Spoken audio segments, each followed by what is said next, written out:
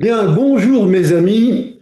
D'abord, je tiens à vous souhaiter tous mes voeux pour 2026 et les années d'après, si vous voulez, hein. Je pense que les années qui nous attendent vont être un peu difficiles parce que il y a véritablement une recomposition globale du système d'information et de notre pays. D'un côté, nous disparaissons un peu, il faut bien dire ce qui est. Et d'un autre, les technologies auxquelles nous avons affaire sont délicates, posent des soucis, j'allais presque dire de société, de dépendance, etc., et en particulier l'intelligence artificielle. Donc, moi, je vous souhaite vraiment le meilleur pour toutes ces années, sachant qu'il va falloir donc se retrousser les manches. Le numéro donc 125 auquel je vous convie aujourd'hui est donc consacré à ce que l'on appelle les agents intelligents. Intelligents ou autonomes, comme vous voudrez. Vous savez que je ne place pas tout à fait l'intelligence à ce niveau-là. Mais enfin bon. Donc ce sont les agents intelligents. J'ai choisi ce thème pour deux raisons. La première, c'est que il y a un engouement extraordinaire pour le développement de ces assistants. Alors, au fond, c'est un peu ça, mais des assistants un peu particuliers puisqu'ils sont connectés à ce qu'on appelle des grands modèles de langage, les LLM. Mais il y a véritablement je vais dire, un engouement étonnant pour ça. Et en plus, le côté, si vous voulez, un peu négatif de cette évolution, c'est que, eh bien, plus on va développer d'agents, moins nous aurons donc de travail. Et je retombe tout le temps sur mon inquiétude maintenant qui est vraiment viscérale. Je pense qu'encore une fois, je le répète, je l'ai dit souvent, nous jouons les apprentis sorciers. On est en train d'admirer des technologies qui vont nous mettre dehors. Et les agents intelligents, c'est exactement ça. Dans un domaine précis qui est celui donc des LLM et par conséquent de l'intelligence artificielle. Bien. Donc, écoutez, on va regarder ça de plus près. L'objectif de ce webinaire, c'est d'expliquer vraiment les choses. C'est quoi un agent intelligent? Il faut vraiment expliquer ce que c'est, sachant qu'il y a des confusions entre les agents dits AI, l'agentique AI, et d'autres technologies qui se mélangent un peu et on ne sait pas très bien s'y retrouver là-dedans. Bon, donc je vais donc partager donc comme d'habitude mon écran. Voici. Alors, donc les agents intelligents au cœur donc de l'intelligence artificielle donc aujourd'hui sujet avec le sommaire qui est ici. Alors, je ne vais pas le détailler parce que vous allez le découvrir par la suite, hein. Mais je vous disais à l'instant qu'il y a un véritable engouement pour ces fameux agents. Alors, plutôt dans l'usage, on va utiliser des agents intelligents et vous allez voir qu'il y en a une panoplie absolument prodigieuse, plutôt que les développer nous-mêmes. Je ne suis pas convaincu que ce soit véritablement notre domaine, sauf pour des très grandes entreprises qui pourraient réarchitecturer leur système d'information en se fondant d'un côté sur des composants réutilisables, donc comme on le fait maintenant depuis quelques années, ce qui n'est pas facile, et d'un autre côté pour tout ce qui va toucher à l'intelligence, au raisonnement, eh bien le développement d'agents qui ne sont rien d'autre que finalement des programmes réutilisables. Donc l'architecture du système d'information de notre TI est en train d'être chamboulée et Markets nous dit que quand il évalue le marché, eh bien, il passe en 2025 de 5,26 milliards donc, de dollars et devrait atteindre dans 5 ans 52,62 dollars. Bon, 52 milliards donc, de dollars. Mais ce qui est vraiment intéressant, c'est la progression. La progression annuelle, ce qu'on appelle le CAGR, il est de 46,3%. Or, je n'ai jamais rencontré un domaine dans notre sphère, dans notre périmètre du TI, je n'ai jamais rencontré une technologie qui a suscité en aussi peu de temps, on va dire, une réaction aussi positive. 46%, c'est considérable. Alors, ça ne sera peut-être pas tout à fait ça, hein, mais en tout cas, le ver est dans le fruit, et donc il est peut-être temps maintenant, chers amis, de se préoccuper et de savoir de quoi donc nous parlons. Bien. Alors, d'abord, historiquement, comment est-ce qu'on est arrivé donc à ces outils, à l'agentique, comme on dit aujourd'hui, hein, l'agentique, comment on est arrivé? Alors, je crois qu'il y a quatre grands domaines, hein, on va dire quatre grands paliers, étapes, hein. Il y a un certain nombre d'années, on faisait une automatisation de processus. Ça, c'était vraiment le développement informatique classique. Hein, on avait éventuellement des workflows et on manipulait donc des données et puis on écrivait des scripts d'automatisation. Bon, voilà, c'est quelque chose que l'on fait donc depuis toujours. Le script étant quand même un programme comme un autre. Ensuite, on a vu arriver l'intelligence artificielle. En fait, c'est pas tout à fait vrai puisqu'elle existe depuis les années 50. Mais vraiment, l'usage. D'ailleurs, à ce sujet, je voudrais dire quelque chose. On a l'impression, en écoutant les gazettes, en lisant les gazettes et en écoutant la télévision, qu'on découvre le nirvana qu'est l'intelligence artificielle. D'abord, je rappelle que ça fait depuis très longtemps. Mais ce qui explique finalement le succès de l'IA, de l'intelligence artificielle, ce ne sont pas les algorithmes. On avait des systèmes experts depuis de nombreuses années qui, d'une certaine manière, étaient quand même un moyen de copier, disons, notre capacité de raisonnement et on va dire notre intelligence. Hein. On le fait depuis des années. Mais la grande nouveauté, c'est que maintenant, on a des machines hyper puissantes, aussi bien du côté des serveurs que du côté des postes de travail. Et c'est la puissance de calcul, et je voudrais dire la simultanéité des traitements, qui a fait qu'on a pu maintenant exécuter des algorithmes de plus en plus performants et complexes. C'est ça la raison. C'est pas parce qu'on a fait des progrès fabuleux sur l'algorithmique. C'est vrai qu'on en a fait. Je suis d'accord. Mais c'est pas non plus... on n'a pas réinventé l'eau chaude. Hein. Alors que par contre, avec les machines, maintenant, on a une puissance à notre disposition qui est phénoménale et qui nous permet donc d'exécuter des algorithmes qui sont très consommateurs. Bon, donc, deuxième étape, donc, on va dire, du machine learning, un apprentissage automatique, hein, avec, vous savez, les fameuses phases de données d'entraînement. Ensuite, on a un modèle auquel que l'on va donc entraîner, hein, sur des données d'entraînement, et on va arriver à quoi? Un outil qui va être d'une certaine manière figé, c'est un peu ce qu'on lui reproche, hein. Il va être figé et donc il va pouvoir exécuter des traitements qui consisteront à faire des prédictions, à faire des classifications, mais surtout avoir bien en tête que ce sont des algorithmes qui sont un peu fermés, hein, tout au moins dans cette phase. La troisième phase, celle qu'on connaît maintenant depuis 3 ans, hein, 3 ou 4 ans, c'est celle de la génération donc automatique.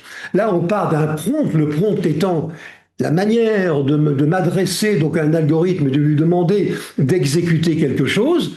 Hein. Le prompt est acheminé sur un grand modèle de langage. Ce grand modèle de langage va faire un certain nombre de choses, en particulier de la génération de texte, de la génération d'images, de vidéos, etc. Bon, le prompt fait partie un peu de notre quotidien maintenant. Et j'ai eu l'occasion, lors d'un précédent donc, webinaire, d'insister sur cet aspect des choses, parce que je crois que c'est vraiment fondamental. Et il faut savoir, si on veut utiliser ces outils, après tout, on n'est pas obligé, hein, mais si on veut utiliser ces outils, il faut quand même avoir une pertinence d'expression à travers les prompts, la manière donc d'écrire. Et puis, nous en arrivons maintenant, je brûle quelques étapes, à l'IA argentique. Alors, vous allez voir, je vais parler un tout petit peu par la suite, et je vais vous donner un petit peu les trois variantes, on va dire, de ces agents, hein, entre les agents IA argentique, bon. 3 donc domaines qui sont assez différents, mais aujourd'hui on arrive vraiment à quelque chose d'assez sophistiqué. Puisque, on va le voir, hein, on partira d'un objectif que l'on veut, dans la fabrication des agents, hein, on va partir d'un objectif que l'on veut atteindre, on va se faire une planification pour ça, on écrira donc on va dire les codes qui permettront de les atteindre, et par des systèmes donc d'itération, on aura donc quelque chose qui sera correct du point de vue de l'agent, on va le soumettre donc au LLM, on va l'intégrer dans le LLM, ou pas, hein, on n'est pas obligé, et puis on obtiendra donc une réponse. Mais je reviendrai là-dessus pour pas trop compliquer donc les choses pour l'instant. Donc vous voyez, quatre grandes phases, processus, on va dire les systèmes d'IA supervisés de type machine learning, donc d'apprentissage automatique, la génération automatique, et puis maintenant, donc l'argentique. Alors, c'est quoi un agent? Alors, on a beaucoup parlé de ça. Alors, je suis assez étonné d'ailleurs de voir des commentaires dans des endroits pourtant, on pourrait penser que ce sont des gens sérieux, mais bon, vraiment, des fois, c'est assez comique, hein. Les agents d'intelligence artificielle, vous allez voir, il y en a plusieurs types, hein. Ce sont des algorithmes qui traitent un problème donné. Vous voyez, ils ne veulent pas tout traiter. Ils traitent quelque chose. Par exemple, chercher de la documentation, écrire un bout de code, faire une réservation sans qu'on lui demande. Parce que c'est vrai que faire des réservations, on sait le faire depuis longtemps, mais maintenant, avec IA, eh bien, ça pourra se faire sans qu'on sollicite l'agent pour le faire. Vous voyez, ça va être quelque chose d'assez différent. Alors, ce sont donc des bouts de code qui sont adossés ou qui sollicitent donc des LLM, les grands modèles de langage, dont je vais rappeler rapidement un petit peu le fonctionnement. Ce sont donc des bouts de code qui sont, on va dire, allez, plus ou moins intelligents, j'aime pas le mot, mais bon, plus ou moins intelligents et autonomes. Dans quelle mesure est-ce que ces outils seront capables de fonctionner d'une manière autonome sans faire intervenir donc les bipèdes humains que nous sommes? Bon, ils sont fondés donc sur trois types de ressources. Vous avez les LLM, donc les grands modèles de langage. Vous avez des interfaces avec l'environnement, parce que tout est là. Hein, ils se chargent d'aller chercher les données là où elles sont, ou de récupérer donc une information qui vient d'un capteur, par exemple. Bon, donc des interfaces donc avec l'environnement, et puis des modèles de raisonnement. Les agents, surtout maintenant avec l'agentique IA, donc la dernière version, on va dire, hein, eh bien, ils sont capables quand même d'effectuer des raisonnements qui ne sont pas totalement idiots. Vous me direz, ça n'arrive pas à la cheville d'un joueur de soccer ou de hockey, hein, on est bien d'accord. Hein. Mais quand même, hein, ils sont quand même capables de faire un raisonnement qui finalement tient relativement la route. Donc vous voyez, ce sont des objets, donc des programmes, qui sont donc fondés sur ces trois composants. Alors, dans l'histoire, je vous l'ai dit, ils sont directement donc et dérivés donc des technologies donc de prompt, et donc je le rappelle quand même qu'ils ont fait des progrès considérables ces dernières années. Quand je vois les interfaces qu'il y avait il y a encore quelques années, ben c'est incroyable. On a vraiment changé de planète, hein, complètement différent. Alors donc ils se servent ces objets, ces programmes de l'intelligence artificielle portés par les LLM, mais pas forcément, ça peut être autre chose, hein. Ça peut être aussi un modèle de fondation, il y a quelque chose de moins spécialisé que les LLM étant plutôt donc orienté vers le texte et le code, mais on peut avoir aussi solliciter des modèles de fondation qui, eux, sont des générateurs, mais qui peuvent vous générer ce que vous voulez. Hein. Vous voyez, donc c'est plus large comme, on va dire, comme périmètre. Alors, on aura maintenant la dernière version donc, de ces objets. Ils sont quand même assez fabuleux. Hein. Ce sont des outils que vous pouvez intégrer, mettons, à votre application. Hein, vous pouvez très bien faire comme ça. Vous pouvez les développer vous-même, hein, ou utiliser donc des objets existants, hein, qui sont capables d'aller solliciter plusieurs LLM simultanément. Et puis, pour chacun de ces LLM, eh bien, on aura une bibliothèque d'agents qui seront chacun spécialisés dans quelque chose. Donc, vous voyez, mon application, elle n'a plus du tout la même allure. Pour la partie intelligence, on va dire, hein, la partie intelligence, eh bien, je suis connecté par mon programme. Je suis connecté à plusieurs donc LLM. Dans chacun de ces LLM, je vais solliciter des fonctions bien précises qu'ils sont capables de faire. Vous voyez, je vous montrerai un petit exemple donc, un peu plus loin. Et donc, je vais me trouver finalement à la tête d'une bibliothèque donc d'agents. Hein, il peut y avoir 5, 10, 50, 100 agents.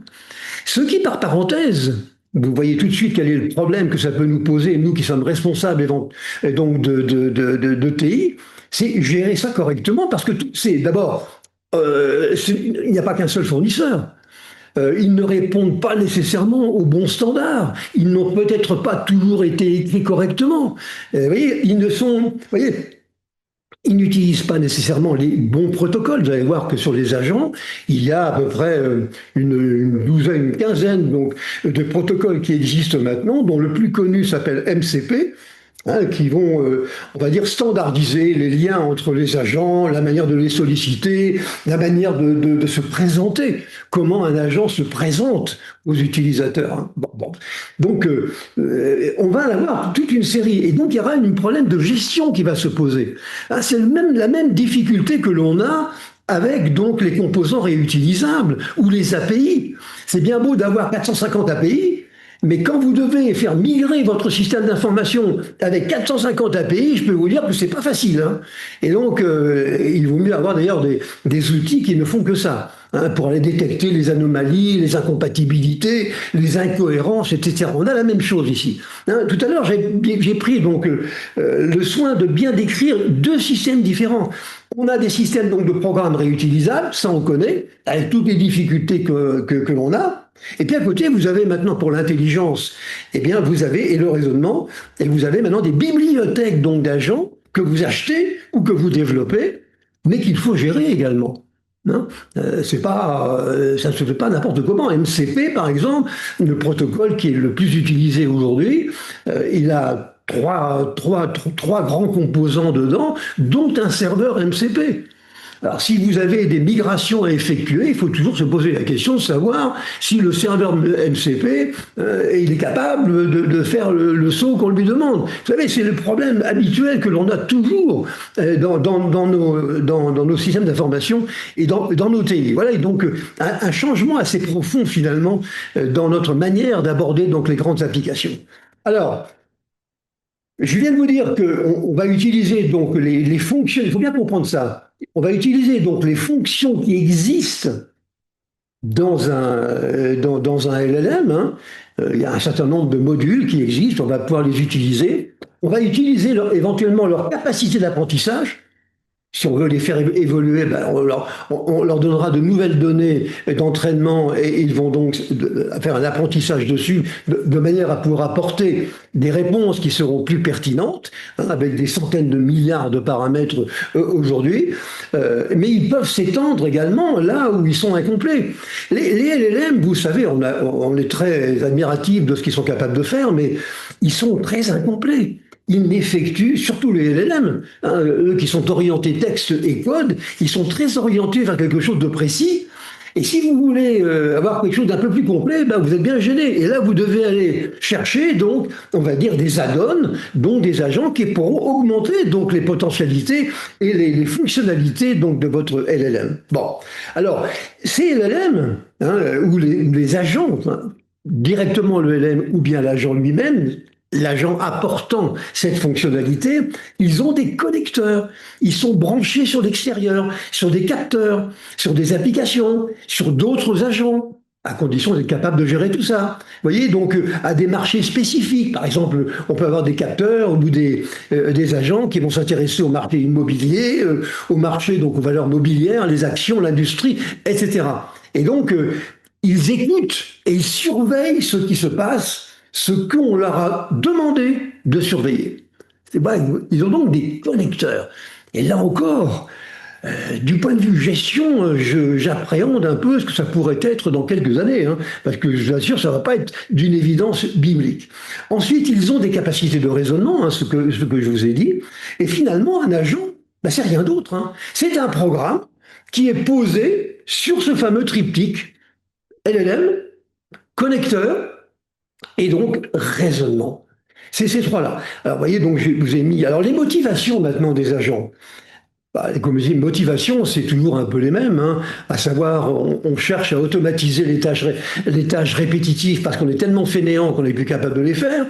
On veut améliorer le support utilisateur avec quand même quelques inconvénients. C'est que quand un usager dit je suis en panne, il tombe sur un robot avec un agent, hein, et je suis pas sûr qu'il ait le sens de l'humour. Hein. Donc bon, bref, ça c'est encore autre chose. Hein. C'est pour aussi pour alimenter, par exemple, automatiquement des dashboards. Là, il y a beaucoup de progrès à faire. Récupérer les informations là où elles sont et en temps réel fournir des informations sur, je sais pas, le suivi du TI, par exemple, de les performances, tout ce que l'on peut donc mesurer. Mais aussi, c'est pour permettre donc, on va dire, un comportement plus autonome. Ça, c'est l'objectif donc de l'agentique IA et non pas des agents IA. Vous allez voir la différence, c'est un peu biscornu. On veut, en fait, on veut se libérer de l'être humain. En gros, c'est ça, un comportement plus autonome. Et on recherche les possibilités pour fonctionner d'une manière autonome. Et donc être un peu intelligent, encore qu'il y a beaucoup à dire là-dessus. Donc réduire les interventions humaines. Je terminerai ma présentation tout à l'heure sur toujours la même question, à savoir que on développe des machins et des trucs qui sont magnifiques, mais nous, on nous met à la porte. Hein. Faut comprendre ça. Et un système d'information construit de cette manière-là, avec des agents qui font le travail à notre place, eh bien, vous pouvez le confier aux services généraux d'une entreprise. Hein. Le TI n'existe plus. Hein. Pas tout de suite, mais dans les 20, 30 ans qui viennent, c'est tout à fait envisageable. Bon. Alors là, c'est simplement, c'est une page que j'ai déjà présentée, hein, mais simplement pour rappeler la partie droite de ce schéma, où on voit donc les LLM. Alors la différence entre les LLM et les modèles de fondation, c'est que les LLM, ce sont des générateurs qui sont très orientés vers le texte, des résumés, écrire un bouquin, un livre, écrire une chanson, tout ce que vous voulez. Vous voyez, ou alors écrire du code. Ça, c'est le code étant quand même une forme de texte comme une autre. Donc ça, ils sont très orientés. Mais il n'y a pas que ça. Il y a d'autres modèles de fondation. Et quand je dis, quand j'évoque les LLM et les modèles de fondation, ça veut dire quoi? Ça veut dire que la phase d'apprentissage, on leur apprend à pouvoir faire de la génération de texte, on leur apprend à aller chercher les données là où elles sont. Et donc, il y a une phase d'alimentation donc de blocs de données qui est tout à fait considérable. Dans les LLM, c'est plutôt orienté texte. Et puis, vous en avez d'autres qu'on appelle des modèles de fondation, donc orientés vers les images, vers des vidéos, etc., etc. Bon, ce schéma, c'était simplement pour rappeler cette idée-là que j'avais donc déjà présentée. Alors, nous faisons la différence. Alors ça, j'insiste bien là-dessus maintenant. La différence, il faut que nous fassions la différence sur trois choses. C'est quoi un agent IA? C'est quoi l'agentique? Et c'est quoi le RAG? Alors, les agents IA sont arrivés, enfin, historiquement, sont arrivés les premiers. Ils ne sont pas très ambitieux.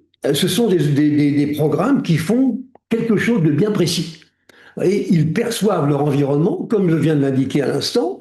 Ils sont donc réactifs. Et la grande différence qu'il y a dans les familles d'agents, c'est que d'une part, vous en avez qui sont réactifs, donc ils analysent l'environnement, ils constatent quelque chose, et à ce moment-là, ils en déduisent qu'ils doivent faire autre chose, par rapport au proactif.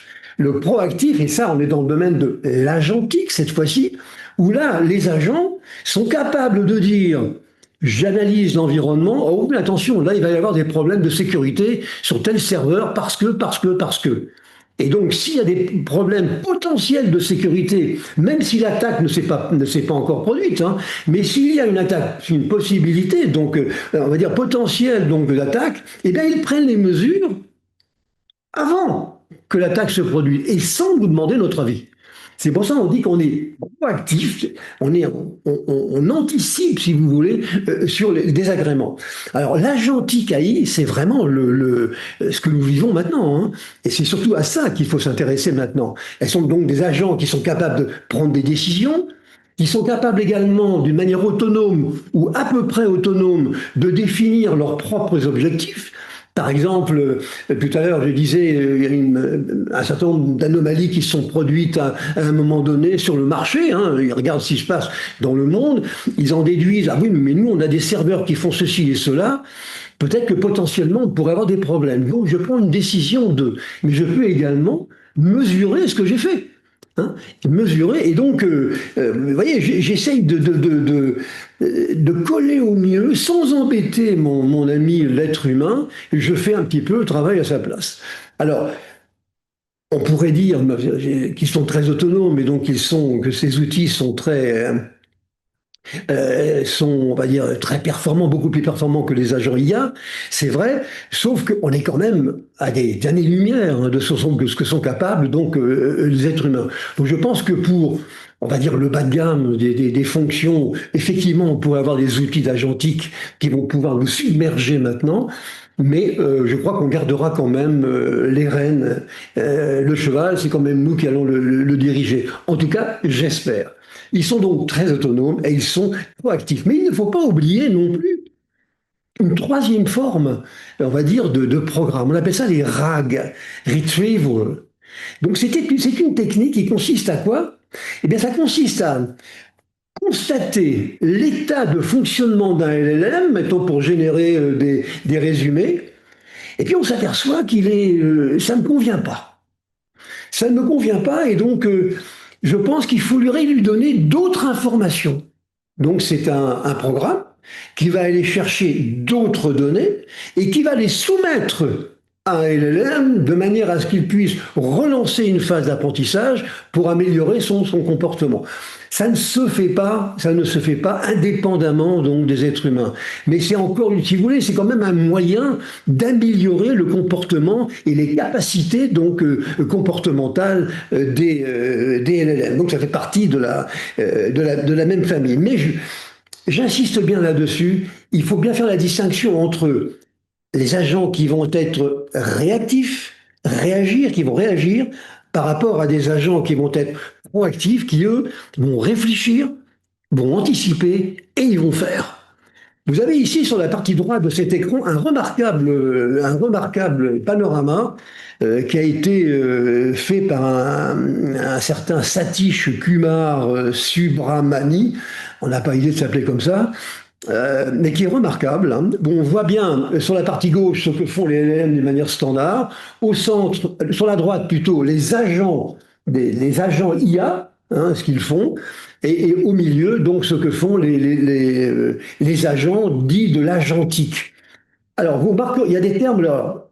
On peut ne pas être tout à fait d'accord avec tout ce qu'il y a là-dedans, mais c'est quand même, à mon avis, un bon moyen de discerner toutes ces fonctionnalités et de les attribuer donc à une famille. Alors, il y a des choses qu'il faut comprendre, c'est que, par exemple, quand on parlera de mémoire, la notion de mémoire telle qu'elle est manipulée dans un agent, quel qu'il soit d'ailleurs, en fait, c'est l'historique. Quand on dit qu'un agent est capable de traiter la mémoire, ça veut dire qu'il est capable, pour faire quelque chose, d'aller regarder dans sa mémoire ce qu'il a déjà fait sur la même chose. Vous voyez, donc il va revenir en arrière, dit tiens, j'ai fait comme ça et comme ça. Là, maintenant, je dois faire ça. Vous voyez, on revient en arrière. C'est ça ce qu'on appelle la mémoire. Et normalement, donc, c'est une fonction qui n'est pas native, d'ailleurs, dans un système LLM. Bon, vous pourrez regarder donc en détail. Je trouve que c'est particulièrement bien fait. Et je suis ravi de vous le montrer. Alors, on peut regarder finalement le fonction. Alors, là, je vous ai mis un exemple d'un agent IA. Alors attention, l'agent IA, c'est la première famille, hein, celle qui n'est pas extrêmement ambitieuse hein, et qui permet simplement de faire une fonction bien particulière que l'on va ajouter aux fonctionnalités de mon LLM. Alors, on voit ici un agent IA. Mon utilisateur, il est ici à gauche. Hein, il émet un prompt. L'agent IA, qu'est-ce qu'il va faire? Eh bien, je bien dit l'agent IA, hein, celui qui fera partie ou qui fait partie donc du LLM qui aura été augmenté par cet agent, eh bien, il va aller chercher donc des données. Qu'est-ce qu'il va faire? Il va générer des requêtes SQL, tout simplement, ou NoSQL. Il n'est pas, vous voyez. Et il va éventuellement interpréter, pas éventuellement, toujours. Il va interpréter le prompt, c'est-à-dire le prompt, c'est donc du texte. hein, ou alors une expression morale. Il va donc analyser donc le NLP, et puis il va aller chercher les données là où elles se trouvent. Il va éventuellement aller chercher des bouts de code à exécuter parce que lui aussi peut être parcellaire, c'est-à-dire que lui aussi c'est une entité, on va dire, enfin, qui est réutilisable, mais qui peut lui-même utiliser des bouts de code qui sont réutilisables. Il va faire des requêtes sur le modèle de LLM parce qu'il sait quand même il est quand même capable de faire un certain nombre de choses. Vous voyez, donc voilà, donc, il va aller embêter tout le monde, il va aller chercher donc là où se trouvent les informations, dans les LLM, dans les données, dans des bibliothèques de code, etc., pour répondre à la problématique qui est posée par l'utilisateur à travers le prompt. Et ensuite, il va fournir un résultat. La fabrication d'un agent IA, ce n'est pas autre chose que ça. Vous voyez, c'est la capacité d'aller regarder partout ce qui se passe et de récupérer les bonnes données et les bonnes informations. Bon. Alors, l'agentique IA, je vous le disais, hein, j'insiste bien là-dessus, mais j'espère que je me fais bien comprendre, c'est donc un cran au-dessus. On est vraiment un cran au-dessus, et je trouve que la principale différence, à la limite, c'est pas tellement les capacités de raisonnement. Parce que, bon, d'abord, elles sont pas extraordinaires. Hein. Bon, elles sont ce qu'elles sont, mais je vais vous les montrer. Hein. J'ai d'ailleurs eu l'occasion déjà de les montrer. Mais c'est surtout l'autonomie. Et ça c'est quelque chose de vraiment fondamental. La capacité donc d'un bout de code associé à un LLM, intelligence et raisonnement, pour faire quelque chose d'une manière autonome, sans me demander ce qu'il faut faire. Alors la doxa, si je puis dire aujourd'hui, c'est que beaucoup de gens disent, ben après tout, si les agents sont capables de solliciter d'une manière autonome des fonctions qu'il y a dans un ALM, ben pourquoi est-ce qu'ils ne pourraient pas solliciter la fabrication d'un autre agent? Et comme ça, d'agent en agent, construire un système d'information que l'on ne maîtrisera pas dans la mesure où on ne l'aura pas supervisé, nous, êtres humains. Et donc, on est capable de faire un système. Je pense que ça peut se faire. Mais il y a quand même des limites, on va dire, à l'intelligence telle qu'elle est exprimée dans un LLM et dans un agent, qui, à mon avis, ne seront pas percés avant longtemps. Moi, je rappelle toujours une chose, hein, c'est que si vous faites, mettons, vous faites de la reconnaissance de forme, si vous utilisez des réseaux neuronaux, vous allez avoir quoi? Au maximum, vous allez avoir à peu près un millier de neurones artificiels. Hein.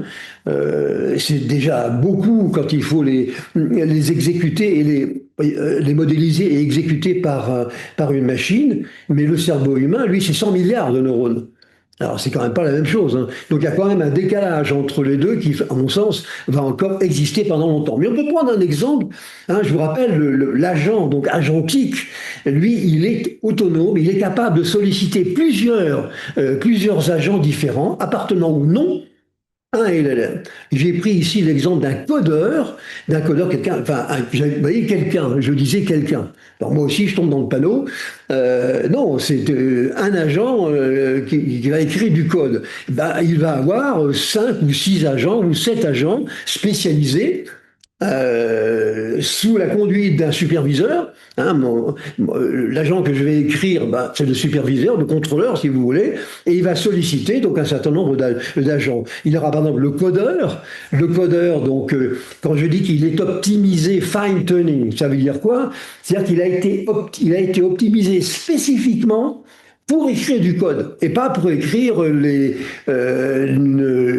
trailer, hein, pas la même chose. Donc on parle de fine-tuning. Donc il a un interpréteur de code et donc on peut, avec cet agent, écrire et exécuter du code. Mais il a également un outil de recherche. Donc il va aller utiliser un autre LLM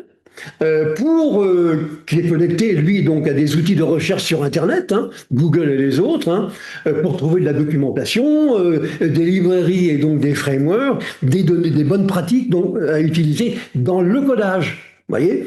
Un autre, ça sera le reviewer, bon, la revue donc, du code. Lui aussi, c'est un LLM qui a été optimisé dans ce cadre bien précis pour retrouver les bugs.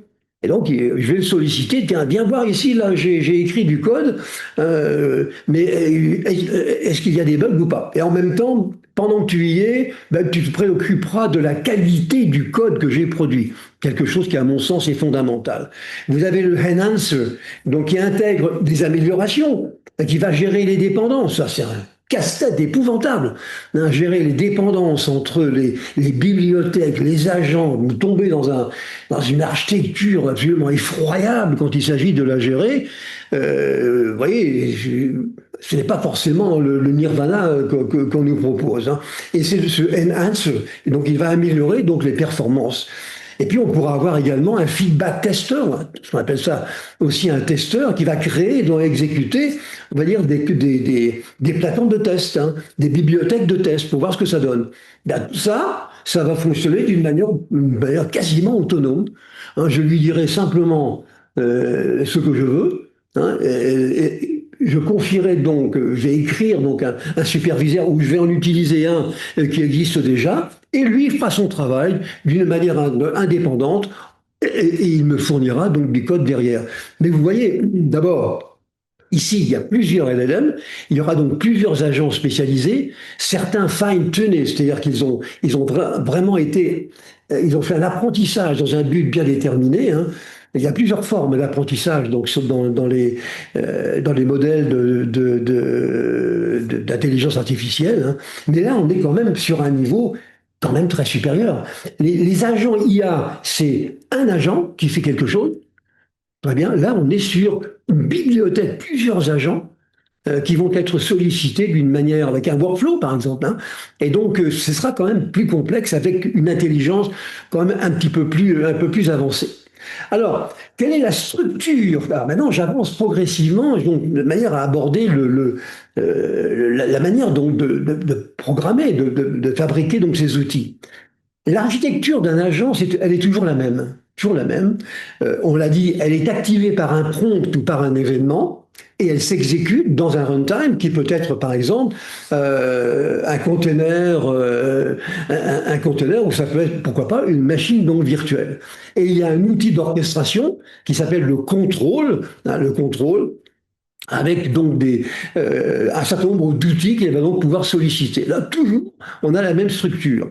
La plateforme d'exécution, elle est chargée donc de la gestion mémoire, mais attention, c'est pas la mémoire physique RAM, hein, c'est l'historique, comme je l'ai dit il y a quelques instants, les interactions donc passées qui font donc défaut au LLM nativement et des modèles donc de raisonnement qui sont ce qu'on appelle les fameuses chaînes de pensée. Donc la manière, on va voir qu'il y en a 7 ou 8, hein, qui sont des façons donc de raisonner d'une manière peut-être un peu triviale, mais quand même assez sympathique. Et puis on a des outils qui sont extrêmement donc diversifiés. Hein, ce sont les outils que l'on veut que le contrôleur va pouvoir solliciter hein, pour faire quelque chose.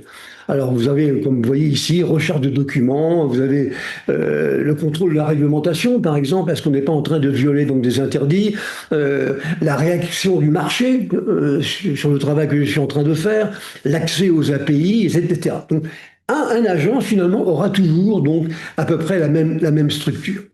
Alors maintenant, il y a une autre manière, alors qui, à mon avis, est un peu redondante, de classer les agents.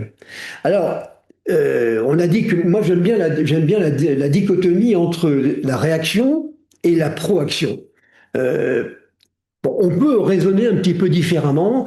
Ici, vous avez donc cette manière de faire entre, vous voyez, un simple agent réactif, ce qu'on appelle un agent réactif. Alors, là encore, il y a un mot qui est très gênant en anglais, c'est le mot réflexe. C'est pas un réflexe. Mais là, quand on dit un simple agent réflexe, ça veut dire qu'il est réactif. C'est-à-dire qu'il s'est produit quelque chose, if then, else. Vous voyez, on fait quelque chose. Alors c'est simple, c'est efficace et c'est basé sur des règles qui sont donc un certain nombre donc, de if then, else. Vous avez des agents dits proactifs, prédictif, vous le voyez, donc, et axé sur les objectifs, ce que j'ai indiqué tout à l'heure. Vous avez également des agents hybrides. Agents hybrides, là, on va pouvoir avoir le meilleur des deux mondes entre la réaction et puis la proaction. Hein, donc, c'est très intéressant pour faire de la prise de décision en temps réel dans des environnements qui bougent d'une manière très dynamique tout le temps. Alors ça, c'est pas facile, hein. Mais là, vous avez des outils quand même qui sont bien faits pour ça.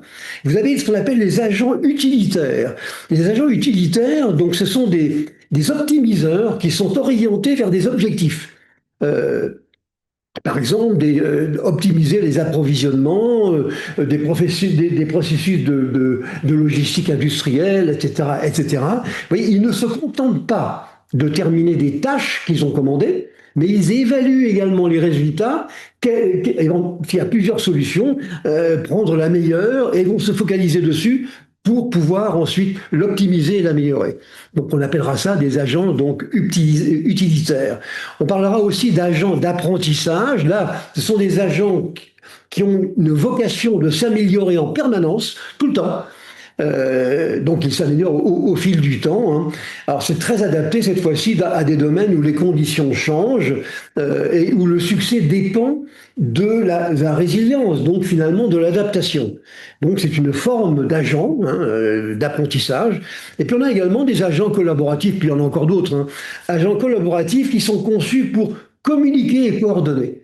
Donc, les agents travaillent ensemble et avec des humains. Hein, on n'est pas encore complètement mis à la porte. Hein. C'est très adapté également pour exécuter des travaux multifonctions et avec des équipes qui sont distribuées. Bon, simplement une façon donc de classer les choses, mais à mon avis, le plus important, c'est l'autonomie, le raisonnement, réaction, proaction. Oui, vous savez, si vous vous rappelez que de ces quatre mots, je pense qu'on n'aura pas perdu notre temps. On continue. Alors, la fameuse intelligence de raisonnement, chacun des agents, et en particulier les agents donc, de la philosophie agentique d'aujourd'hui, est capable donc d'effectuer donc un certain raisonnement. Bon, alors, ça n'appartient pas d'ailleurs à l'agentique IA, ça, hein, c'est quelque chose que l'on trouve ailleurs d'une manière générale dans le chapitre plus global donc de l'intelligence artificielle. Alors, vous avez ici un certain nombre donc de catégories donc on va dire de raisonnement. Ouais, le raisonnement, j'aime pas trop parce qu'on a l'impression que l'on copie l'être humain. Mais enfin bon, vous avez le raisonnement donc de base. Voilà, c'est simplement la vérification d'une condition. Bah, si c'est vrai ou si c'est faux, je fais quelque chose. If, then, else. Vous avez également la chaîne des pensées, le COT. Là, c'est pris au sens de l'idée, hein, d'un raisonnement. Alors, le modèle ici, donc de type COT, il décompose une solution en une succession donc d'étapes intermédiaires, chacune d'elles posée sur la précédente. Hein, c'est pas, vous avez, on le voit d'ailleurs sur le schéma qui est ici en bas là. Vous avez ici donc le COT. Donc, quand on a emprunté donc une voie. Bah, vous voyez, on n'a pas des choix à faire là. On passera d'une étape à l'autre. Hein. On aura également donc multiples COT, donc multiples chaînes de pensée. On ne va pas rentrer trop dans le détail parce que vous aurez largement le temps, si ça vous intéresse, donc de regarder de plus près. Vous avez les arbres de pensée, le TOT. Là, c'est un petit peu différent parce que dans chacune des branches de l'arbre, à partir d'une étape, on peut parfaitement aller ailleurs et on ne reste pas dans la branche. Et donc, il peut se passer des choses au même niveau que l'étape dans laquelle vous vous trouvez. Et donc, on peut faire beaucoup de choses avec ça. C'est quelque chose qui est très répandu maintenant. Vous avez le BOT, donc assez récent, hein, on appelle ça, c'est le buffer des pensées, et puis voir encore le GOT qui est exprimé ici. Donc, et le graphe des pensées, c'est un réseau dans lequel chaque nœud représente une étape donc du raisonnement avec de multiples interactions entre les chaînes. Il y a des interactions entre les chaînes. Là, elles sont systématiques. Alors, bon, on ne va pas en dire plus parce qu'on n'est pas là pour parler de raisonnement aujourd'hui, mais vous voyez, c'est vraiment fait pour pouvoir introduire une capacité de raisonnement. Maintenant, derrière pour exécuter ce raisonnement, ça pourra très bien être un algorithme traditionnel, un programme traditionnel, mais ça pourra être également un algorithme qui se servira d'un réseau neuronal. Pourquoi pas, hein? Vous voyez, il y a pas mal, il y a donc pas mal de solutions. Donc, le raisonnement. Alors, juste un point avant de quitter ce sujet, le raisonnement est quelque chose quand même qui nous appartient, qu'on ne peut pas expliquer parce que j'ai une capacité native de raisonner devant des événements. C'est quand même assez fou. Je vois un feu rouge, je m'arrête. Parce que je sais que si je passe, un, je risque ma vie, deux, je vais avoir une contravention. Je raisonne.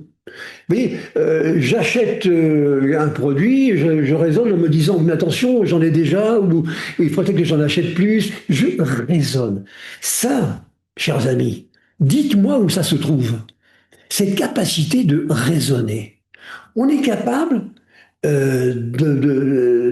d'aligner donc des séquences de raisonnement qui sont absolument étonnantes. Nous, parce qu'on a 100 milliards de neurones, d'accord? Là, on est vraiment au bas de gamme, mais c'est simplement une capacité minimale qui est donnée donc à un agent pour raisonner dans l'exécution d'un algorithme. Vous voyez? Alors maintenant, quand vous regarderez de plus près donc les différents agents que je vous soumets, vous verrez qu'il y en a qui utilisent une ou plusieurs donc de ces techniques donc de raisonnement. Il fallait simplement rappeler de quoi il s'agissait. On parle de protocole. Vous savez, donc un agent d'agentique, hein, un agent agentique, hein, je vous disais, les plus performants sont capables donc d'avoir plusieurs agents avec lesquels ils vont communiquer. Plusieurs LLM, plusieurs agents, il se passe beaucoup de choses. Et il faut donc communiquer. Il y a actuellement sur le marché un certain nombre de protocoles qui existent.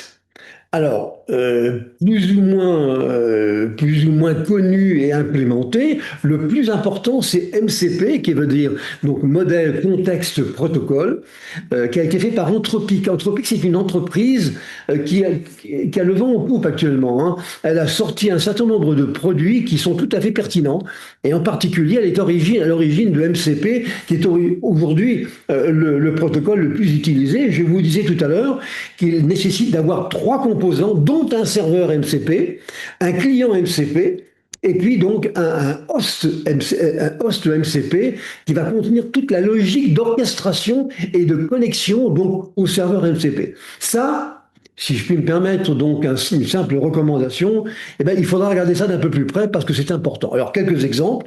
En plus de MCP, vous avez A2A, donc qui a été fait par Google.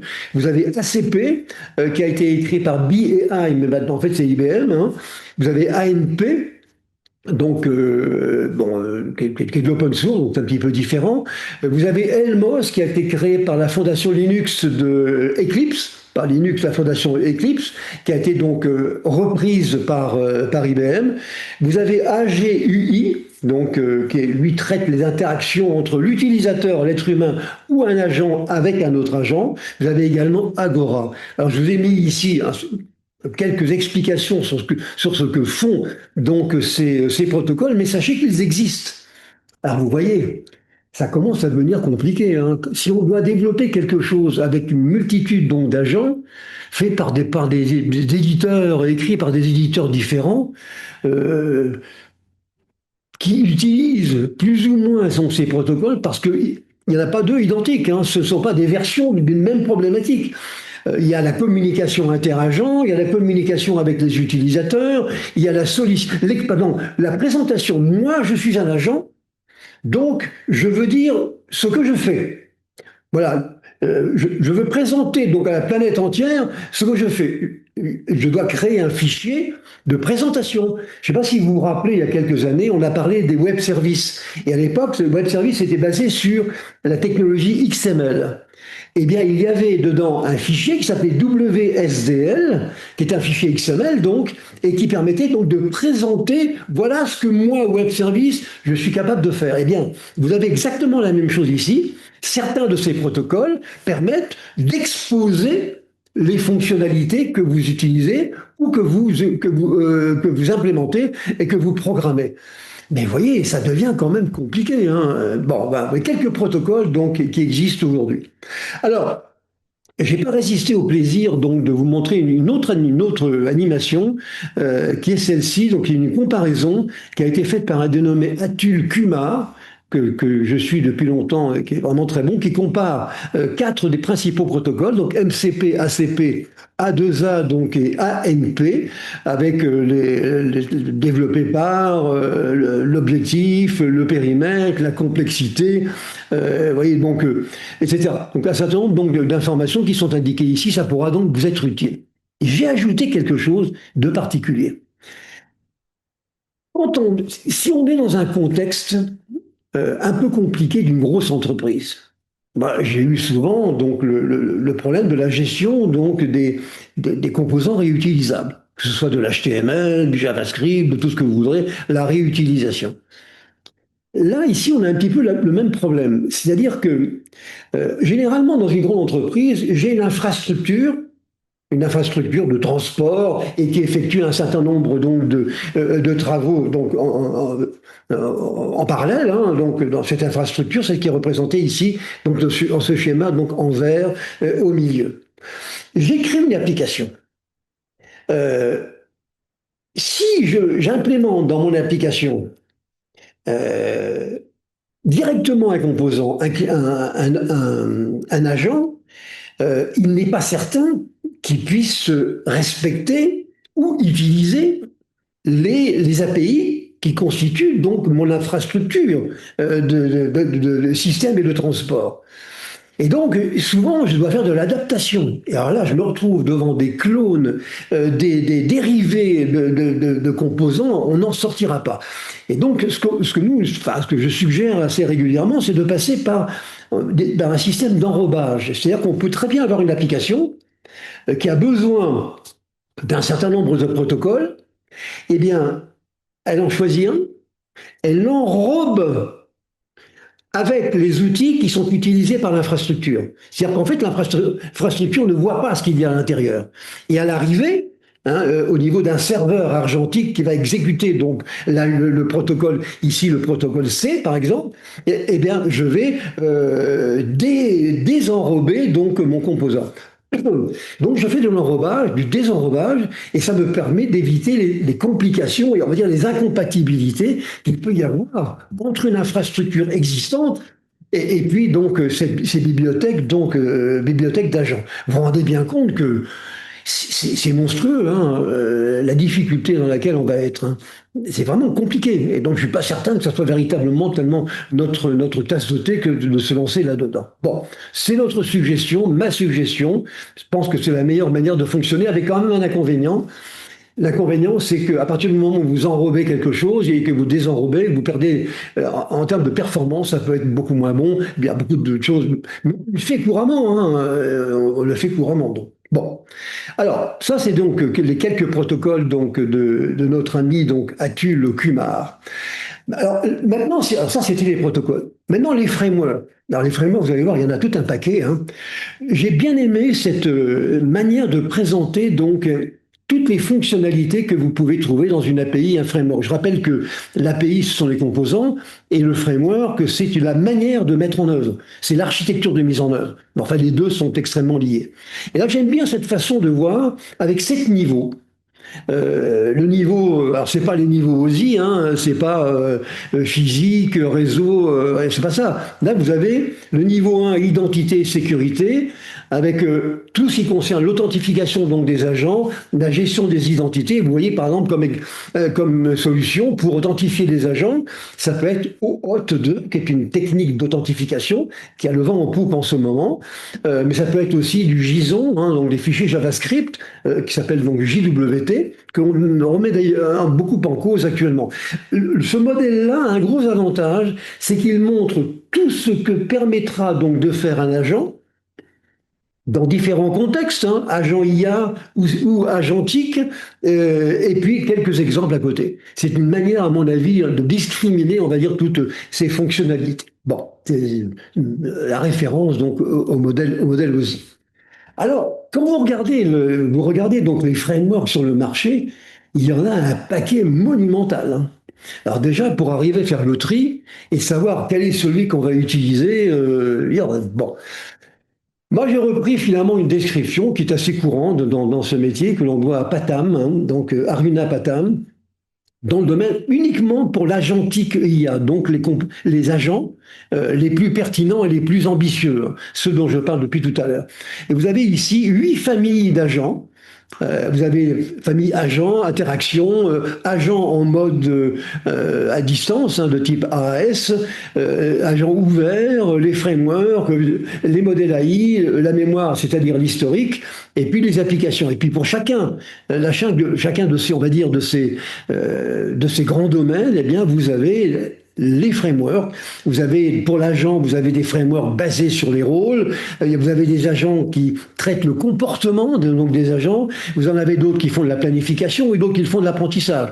Si je prends par exemple la mémoire, hein, ou l'historique, vous avez des agents qui vont faire le travail d'une gestion donc d'historique à long terme, d'une manière ponctuelle, ou qui ne vont s'intéresser qu'aux aspects sémantiques de ce qu'il y a. Bon, etc. Donc vous avez une description ici. Je pense qu'il faudra s'intéresser plus particulièrement, d'abord, bien comprendre ce que font donc ces frameworks et agents, donc leur structure. Qu'est-ce qu'on peut en dire du point de vue de la fiabilité, de l'évolutivité et de la transparence? Bon, c'est un travail qui est un travail d'ingénieur système. C'est un travail que l'on pouvait faire autrefois, mais qu'aujourd'hui, on ne peut plus le faire parce qu'on n'a plus d'ingénieurs système donc dans les entreprises, hein. Et comme ça s'ajoute justement aux bibliothèques de composants réutilisables avec les API, etc., je veux dire, on n'est vraiment pas sorti de l'auberge, hein. Si on adopte ce genre de choses, on n'est pas sorti de l'auberge. Mais, hein, vous avez vu tout à l'heure, c'est pour ça que j'ai commencé avec ça, l'engouement est absolument faramineux, hein. Le CAG, le taux d'augmentation donc en termes de chiffre d'affaires que représentent tous ces frameworks, agents, etc., il est colossal.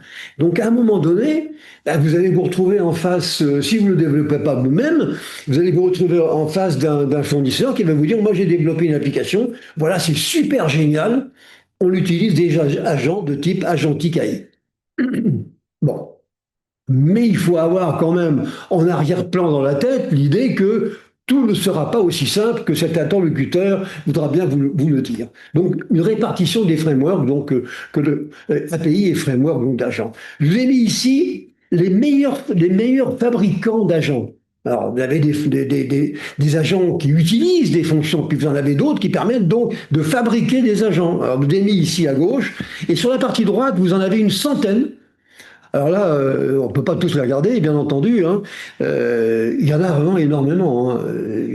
Vous ne pouvez même pas tous les regarder, vous allez vous limiter. Je pense qu'il vaut mieux se limiter à ceux qui sont à gauche ici, avec Zapier, OpenAgent, vous avez la famille des LangGraph, LangGraph, et puis, bon, vous avez Make, vous avez Fidata. Ça, c'est quand même des domaines, ce sont des outils qui sont bien connus maintenant et que l'on peut utiliser sans trop de soucis. Mais si ça ne vous suffit pas, ou si vous avez des problèmes extrêmement particuliers parce que vous utilisez le langage ADA ou vous utilisez je ne sais pas trop quoi, ben peut-être que vous trouverez votre bonheur dans cette liste absolument considérable donc d'agents qui existent maintenant. Bon, alors les applications. Alors les applications, ça c'est de ces agents, hein. D'abord, on les retrouve un peu partout maintenant, hein. Il n'y a pas beaucoup de développement interne, hein. Pour l'instant, ce sont donc les fournisseurs qui font ce travail. Et je vous ai mis, sur la partie basse de cette page, je vous ai mis 5 domaines dans lesquels on utilise ces agents pour le marketing, les ventes, les ressources humaines, la comptabilité, finance et d'autres domaines. Et avec quelques exemples, hein. Par exemple, pour les ressources humaines, un recrutement assisté par un agent, l'intégration automatisée donc des agents pour des besoins de ressources humaines, alors l'analyse des employés, en fait c'est le suivi des employés, c'est pas l'œil de Moscou, hein, surtout en ce moment. Donc non, c'est l'analyse donc des employés, les formations spécialisées, etc. Donc vous avez un certain nombre de domaines qui existent aujourd'hui et qui donc permettent de faire le travail par des agents. Et vous avez ici sur la partie haute à gauche également les outils des agents qui permettent de faire de la génération donc, de contenu dans le domaine de la santé, l'enseignement, l'immobilier, les finances, l'agriculture, etc. Alors il y en a partout. Hein. C'est absolument étonnant. Hein.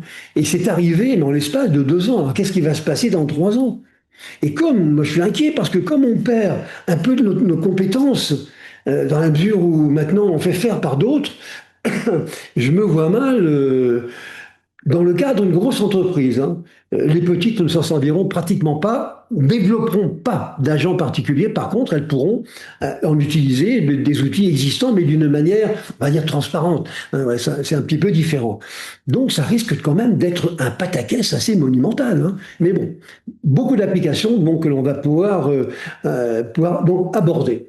Et voilà encore d'autres exemples donc d'agents. Alors, des agents, ben, ce sont des applications, ça ici, hein, dans le domaine du service utilisateur, enfin service client plutôt, l'assistant personnel, l'assistant pour le codage, l'assistant pour la création de contenu, etc., etc. Donc vous en avez un certain nombre. Il y a des milliers d'agents qui existent aujourd'hui. Ça devient presque un métier. Et je pense que si vous voulez avoir une gestion correcte des agents, maîtriser le sujet, faire éventuellement quelques développements, il faut avoir une ou plusieurs personnes dédiées. Pas possible de faire autrement. Sinon, on n'y arrivera pas. Sinon, on va se faire dépasser. Et à partir du moment où ça part dans le mur, alors là, je ne vous dis pas les dégâts. Ça risque d'être assez colossal. Donc voilà quelques exemples d'agents donc en cours encore. Et je vais terminer donc par les conséquences donc sur l'emploi. Alors, moi, j'ai généré cette image qui est ici à droite que vous voyez, donc c'est très bien. On va faire notre travail, c'est parfait. On va avoir des multitudes donc d'agents qui vont faire notre travail. Mais j'ai souvent dit il faut quand même s'en inquiéter. Je suis convaincu maintenant que l'intelligence artificielle telle que nous la connaissons maintenant et l'arrivée de ces agents tous azimuts aujourd'hui, c'est la pire chose qui ait pu nous arriver. Et on ne se rend pas compte, on ne veut pas regarder, on fait l'autruche, on ne veut pas se rendre compte qu'on est en train de nous tuer. Tuer au moins nous dans notre département informatique. Et c'est quelque chose qui me tracasse. Alors attention, hein, je rappelle bien ce que j'avais dit, à savoir que on ne va pas nous enlever nécessairement notre salaire demain. Mais c'est pas ça. Mais il y a un danger encore plus grave, qui est celui de nous enlever notre légitimité. À partir du moment où on vous enlève votre savoir-faire, votre légitimité, vous devenez un légume. Hein, c'est une certitude, même avec un salaire. Mais ça n'empêchera rien. Et donc, c'est quelque chose qui me paraît très inquiétant. Et d'ailleurs, pour terminer, la semaine prochaine, vendredi prochain, à la même heure, je vais parler exclusivement des 10 fléaux de l'intelligence artificielle. Nous avons publié donc un dossier sur ce sujet il n'y a pas longtemps, donc dans le Marson, et plusieurs personnes de notre environnement nous ont demandé de faire un webinaire sur ce sujet, et je peux vous assurer que ce que je vais dire vendredi prochain, c'est pas triste, hein. Et que à mon avis, c'est une vraie catastrophe, la pire de celles que nous ayons connues dans notre milieu donc de l'informatique. Voilà donc ce que je voulais vous dire, chers amis. Pardonnez-moi si encore une fois j'ai été un petit peu noir. Hein. J'espère vous retrouver donc le 16 pour les 10 fléaux donc de l'intelligence artificielle. Le 23, on parlera de structure de données. Et puis le 30, on parlera des bases de données orientées connaissances, un peu comme on l'avait fait pour les bases vectorielles. Donc ce sont des sujets qui je crois, sont quand même intéressants et qui sont des sujets courants de ceux que l'on a donc dans nos TI. Moi, techniquement, c'est pas compliqué, les agents. On a une technicité qui est suffisante pour les aborder. Mais c'est le foisonnement, la multitude, les choix différents faits par les éditeurs ou par ceux qui ont développé. C'est ça qui devient ingérable, un peu comme aujourd'hui, avec des composants réutilisables. On a vécu ça avec les web services, ça n'a pas été triste. Hein. Ensuite, c'est ça qui m'inquiète beaucoup. Et comme on ne veut pas mettre de ressources ou nous donner les moyens pour nous en sortir, Je vois pas très bien comment on va faire. Ben bon, bref, en tout cas, laissez-moi vous remercier pour l'attention que vous m'avez témoignée. Je vous remercie aussi pour vos messages qui m'arrivent régulièrement. Donc, c'est très sympa de votre part, hein. J'espère donc vous retrouver donc dans quelques jours, hein. Cette présentation sera disponible dès ce soir sur notre site. Étant donné qu'on a 6 heures de décalage avec nos amis canadiens, donc on aura donc 6 heures de décalage, mais ça sera disponible dès ce soir avec le PDF qui va donc avec. Merci infiniment, chers amis. À bientôt et encore une fois, bonne année.